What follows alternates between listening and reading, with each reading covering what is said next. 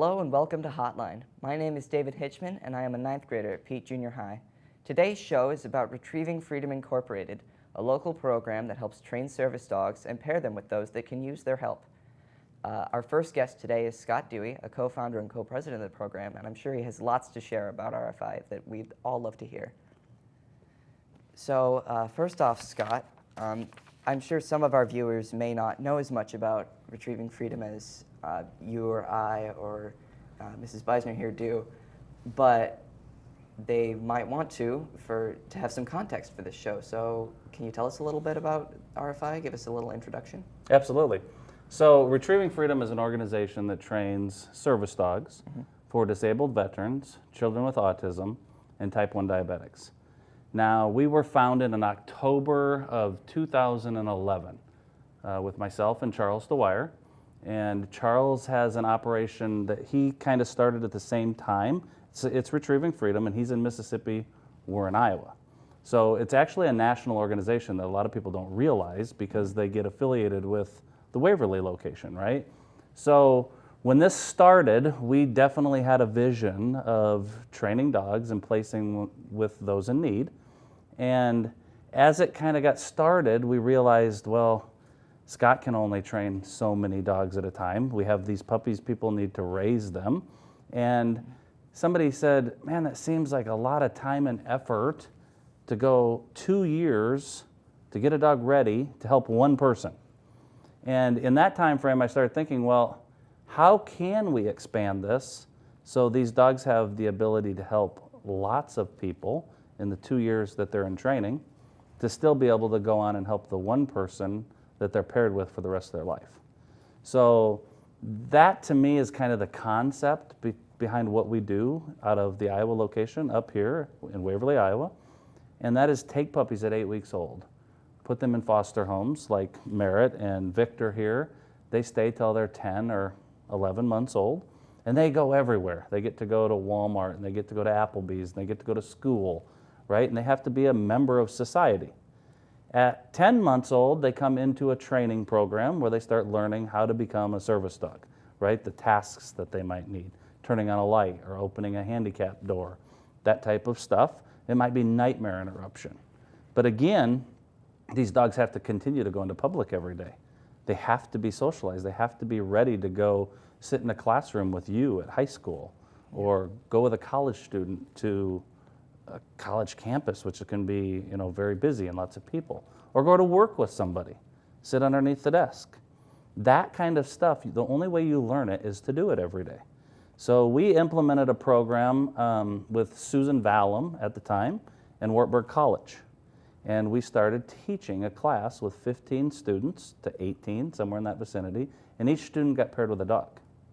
Okay? At this point, they go through the first half of their course in a semester learning how to work with a dog and learning dog behavior. And they also tie that to social work or leadership, and it really starts coming together about the middle of the semester. At that point, we let them start taking that dog to campus. So they're one-on-one, go to all their classes with them, go eat in the den, everywhere but their room. They can't take them on campus into their dorm rooms. The dogs come back, they stay at our facility, and they go through this whole semester and oftentimes the second semester.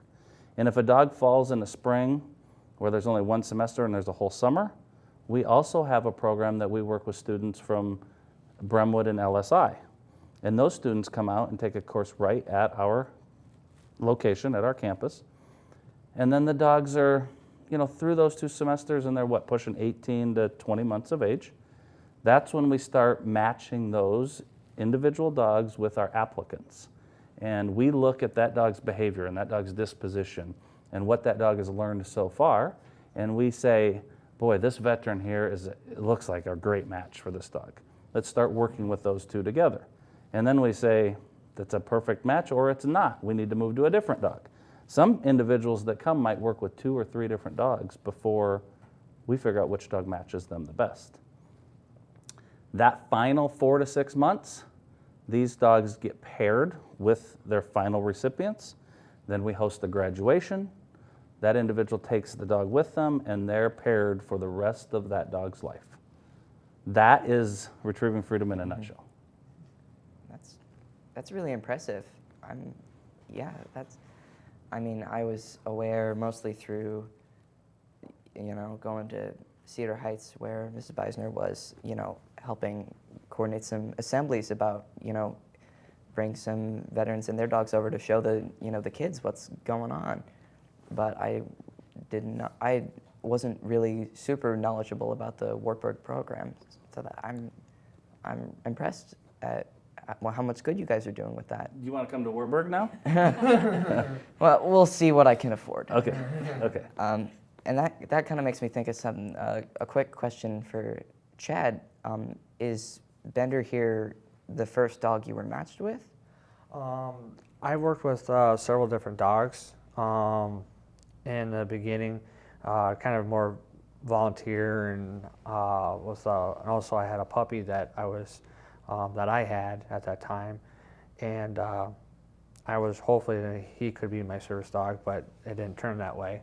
So I ended up still helped and volunteered, and finally got to meet with Bender and got to actually get to work with him hand in hand for because he was like 18 months when I met him, and then we got to work together for probably about 6 months, and yeah, he's goes everywhere with me 24/7. Probably the best thing that's ever happened, and he does his job very well. That's good. He's a little tired right now, it looks Yeah. like, but he's a good dog. Yeah, huh? he is pretty wore out because I got a pretty busy lifestyle, going a lot of places, so he's going with me everywhere. So Good for you too. So I have a question for Scott. Are there any sort of events that you guys do at Retrieving Freedom, like to help raise awareness? Absolutely. So I want to touch on one more thing that I forgot about. Okay. And you brought it up. You talked about Victor and the other dogs that have gone through the school program there at Cedar Heights, right? Yeah, And Jake and Turner. it's not just there. So we have, Chad, how many different teachers do we have working? 8. We have 8 different teachers working with the program in different schools. West Cedar and Waverly has 2 teachers, but these dogs get to do very similar work to what Victor's been doing. And they're dogs that are eventually going to be placed with a final recipient, but they also get to learn how to behave in a classroom. More importantly, I think they get to touch the lives of the kids in the classroom. Yeah. And to me, it's been amazing watching some of those kids that were in the very early stages of Retrieving Freedom being in the schools. They hadn't heard about it before. They didn't know that there was such things as dogs in the classroom. Right. And if we look all the way back to Murphy, I think was the first one that went in. Yep. And that would be about 4 or 5 years ago. And it's a 2nd grade classroom. So those kids would be 7th grade or 8th grade now, if I'm doing my math correctly. Right. And I'll run into some of those students still today, like in town or in Waverly, and they'll ask me how Murphy's doing. Okay, so that tells me that we've impacted lives, right? I don't think there's anybody else, and I shouldn't say anybody else, there's not too many other things as a 7th grader that you're recognizing that happened in 2nd grade, Yeah. okay? That tells me it's impactful. So back to your question, involving these students on June 9th, okay, up in Waverly at the Veterans, it's Veterans Community Center now, or it's the Waverly Veterans Post? Post.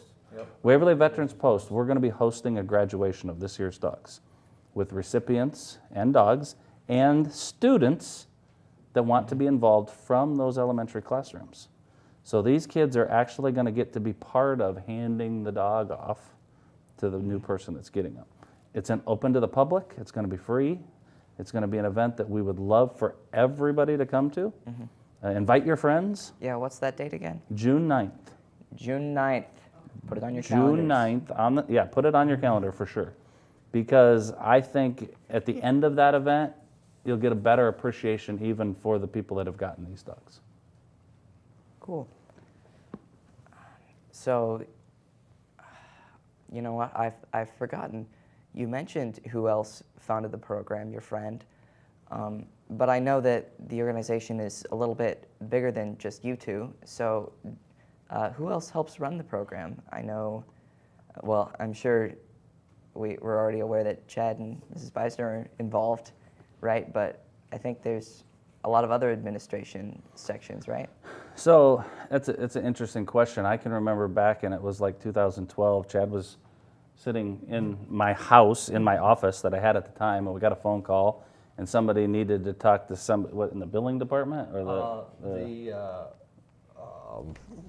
administration? The public affairs Public office. affairs Office. of Retrieving Freedom, right? And then we'd really just started, and so I just pretty much said, yeah, just a second, can I help you? And moved the phone to the other ear, because at the time it was just like so many different hats we had to wear.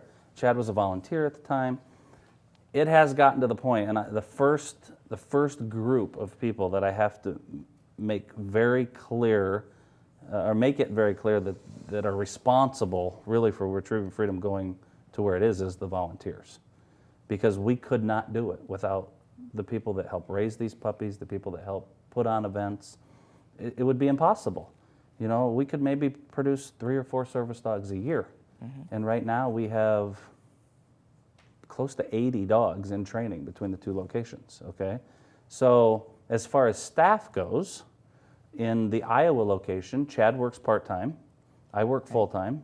We have a lady named Keegan who works full-time, and another lady named Sarah who works out of our facility, helps air and take care of dogs and run the kennels and that type of stuff.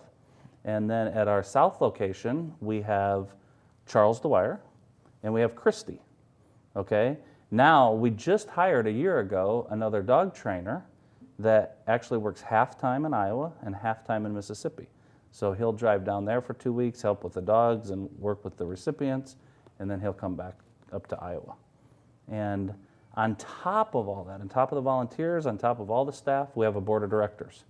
And that board of directors is responsible for the financial obligations of Retrieving Freedom, making sure the policies and procedures are kept up on. So if you take any part of that away, Retrieving Freedom doesn't work. Right. Yeah, it's a big group project, and it's wildly successful. And I'm glad to help raise awareness in the Cedar Valley. Well, thank you. I'm afraid I will have to cut you off now, Scott, and we're going to move to... You go right ahead. Yeah, okay, thank you.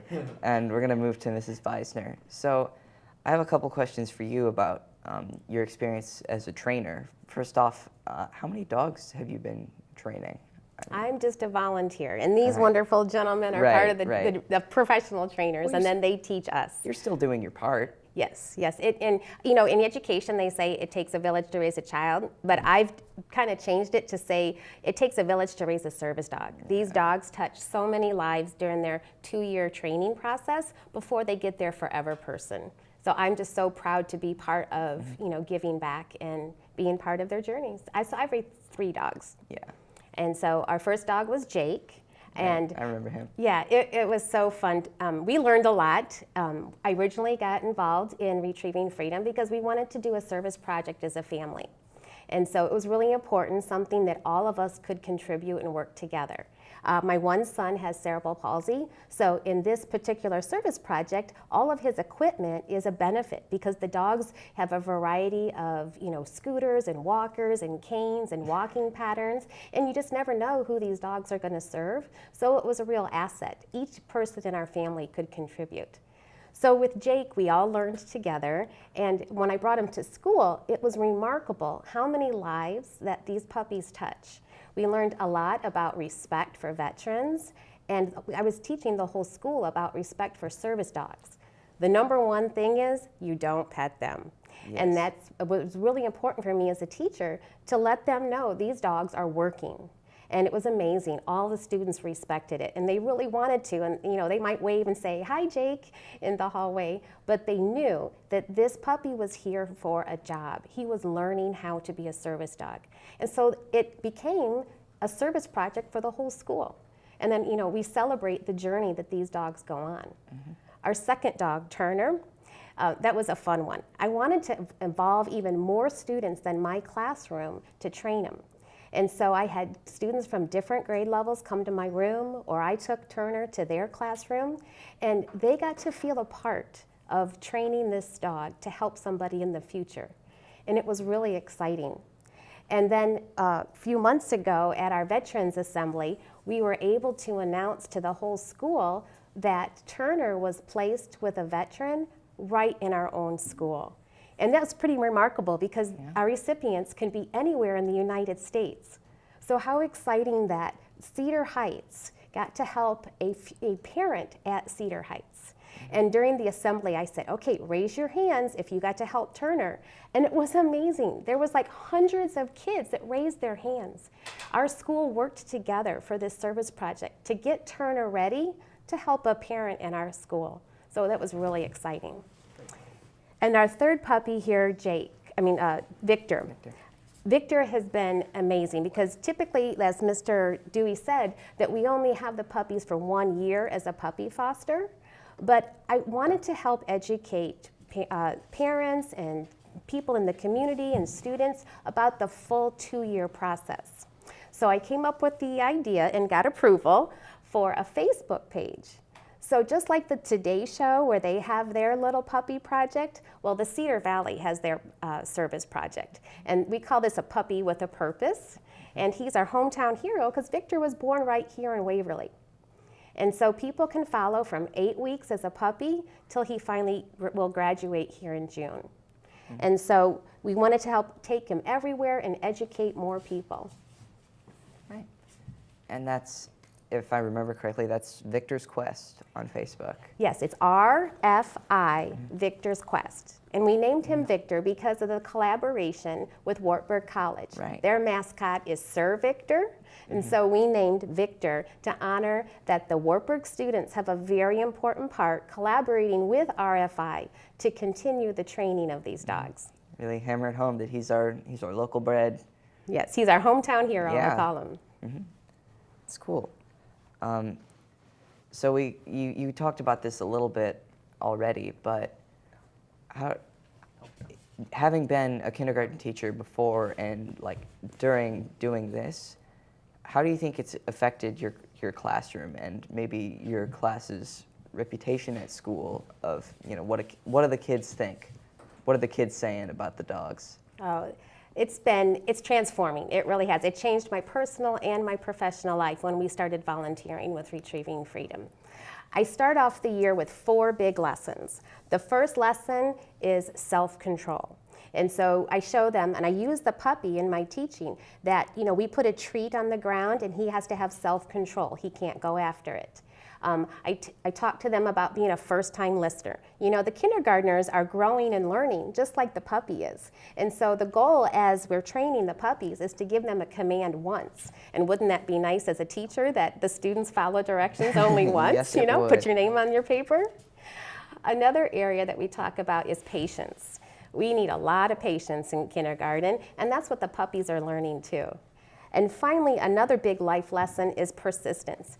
Sometimes when you're in school, there's things that are kind of hard and you don't want to give up, and that's what we have to work on with the puppies too. There's a lot of commands that we work with, like closing the doors, staying in a command and not leaving. You have to wait for permission.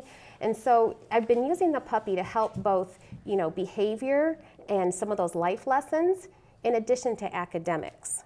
Some of the ways I've been able to use him in the classroom, like when he loses a tooth, we mark it on our tally marks, just like when the kindergartners lose a tooth. Remember how important that is in kindergarten?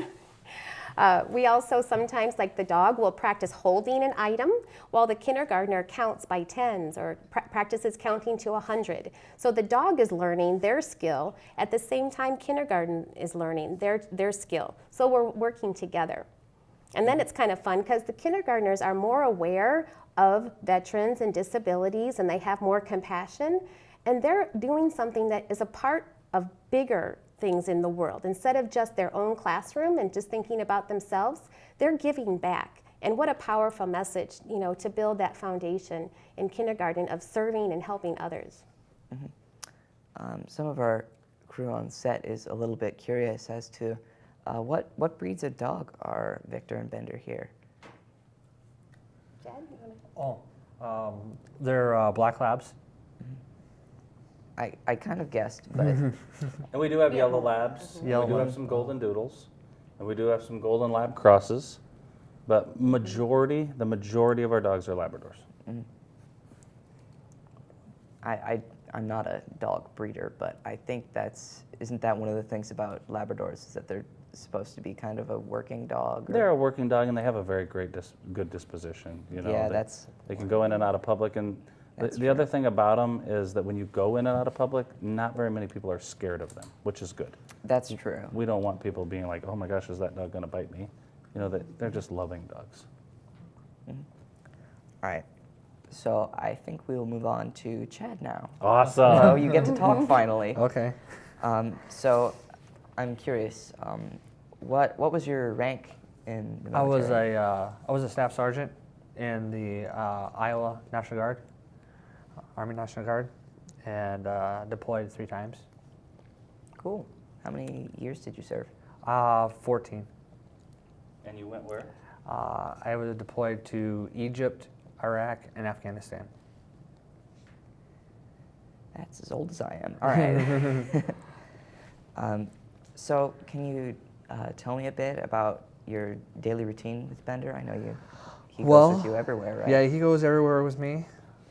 Right now, he's not quite. Let me not stop petting him because he gets a little. I get a little nerve-wracking sometimes, and so he'll actually go with me about everywhere. So I'll get up in the morning and pretty much give him some breakfast and let him out, and we'll go to Retrieving Freedom and go around and help out and volunteer as much as I can, give back, and I can help him conduct a lot of the classes at Retrieving Freedom. And that's what the Wartburg College is to the puppy classes and the teacher classes, make sure they're behaving and doing the things that they're supposed to do, and training them to how to work with the dogs and get them socialized in public. And we go around, do presentations, me and Bender. He's actually kind of been a demo dog almost, because I get to do about everything and show what he does. So far as his tasks that he does for me, but also what he does for other veterans that could help, and also with children with autism. So he kind of been the demo dog. And then his favorite thing he loves to do is when we get home is I take the vest off and he knows right where his cannon is for the ball, tennis ball, and he loves to play with tennis balls. Okay. What do you do?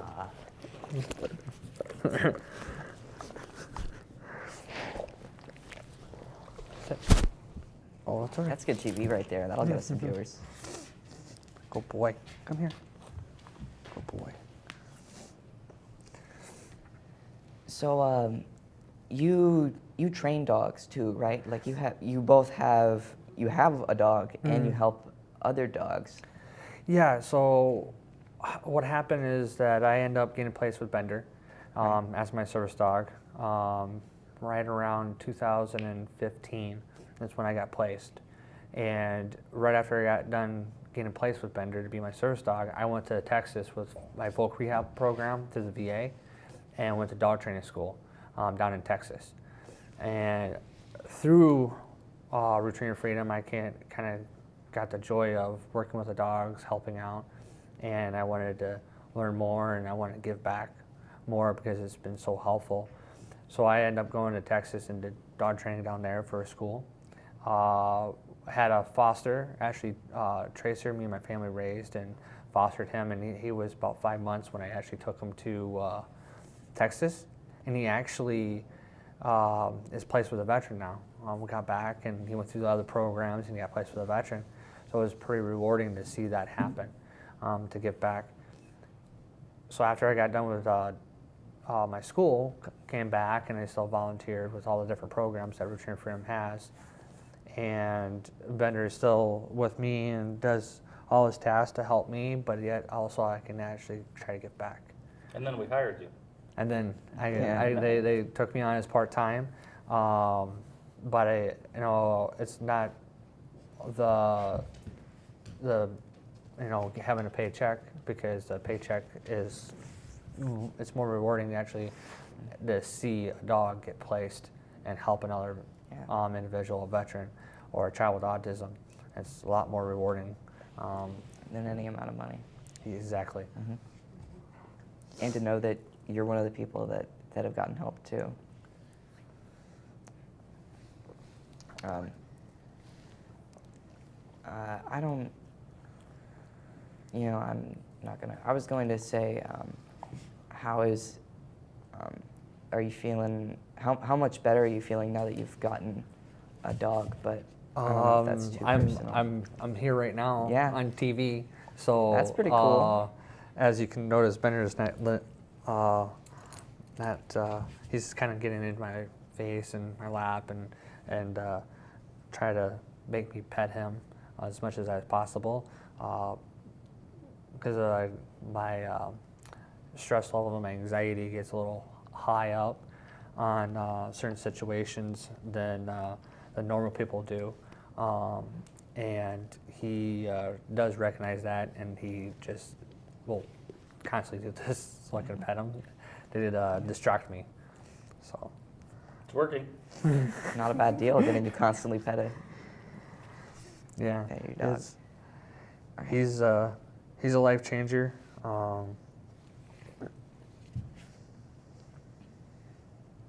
That's good to hear. I had one more question for Scott. We kind of brushed past this earlier, but you talked about how a huge part of the RFI was volunteering, right? Are there any volunteer opportunities here? Well, I'm sure that if people wanted to help you, that they could find a way to do that. But if people are watching this show and thinking, "Ooh, I want to get involved in this," where would they go? Absolutely. So I would just go to the website, and there is 2 tabs on our website: how to get help and how to give help. So if you click on the how to give, there is a section there where you can fill out an application to be a foster home, like Merritt and like Chad did with Tracer. There is opportunities to fill out just being a volunteer with Retrieving Freedom, getting together with Keegan and myself and Chad or anyone else at Retrieving Freedom, and then we'll point you in the right direction on where your volunteer work is needed. So we welcome anybody that would like to help out with the organization. All right. And hopefully you can see, David, that he's been touching Yeah. you the whole show. So hopefully that's been keeping you calm too. I've They're noticed. very loving dogs. It does help a lot. These are very nice dogs. Yeah. All right. What else should we talk about? There was also, you mentioned 2 tabs on your website. I was also seeing one that was about all the success stories, right? This is a very successful program, and it's really good that they're helping so many people in the Cedar Valley. And I'm afraid that's all we have time for today. Thanks to all of my guests for being here. Tune in next time for another great Hotline.